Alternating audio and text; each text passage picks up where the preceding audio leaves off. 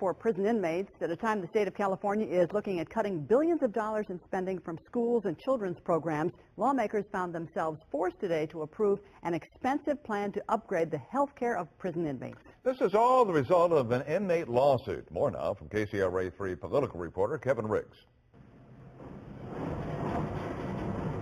After years of neglect of inmate health care within California's crowded prisons, we have really no choice. The gun is at our head. I mean, we have no other option, in my opinion. The state's elected leaders found themselves with their backs against the wall today. I feel as though I'm looking at the Godfather, and you have come to me in the state of California with an offer that we can't quite refuse. The district court is anxious to see this proceed.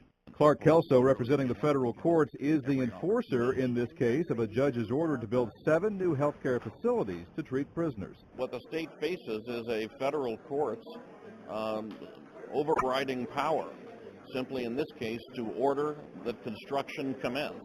The price, an eye-popping $7 billion to be paid for by state borrowing that requires no voter approval.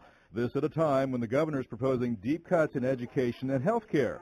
This mom, who was at the Capitol today to lobby against those cuts, can't believe it. I'm frustrated, and it kind of angers me as a parent that our children should be our #1 priority. Lawmakers lament the predicament.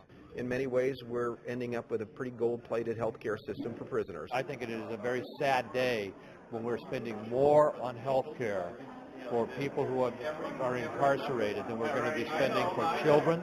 Senators Romero? Aye. But the plan is headed for final votes in the Senate and Assembly in the next 2 weeks.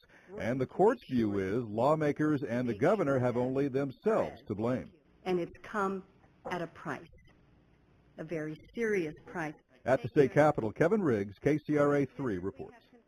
By the way, that $7 billion price tag could be reduced if the prison system overcrowding is reduced. The state Senate Democrats sent a letter to the governor today urging him to move faster to deal with this problem.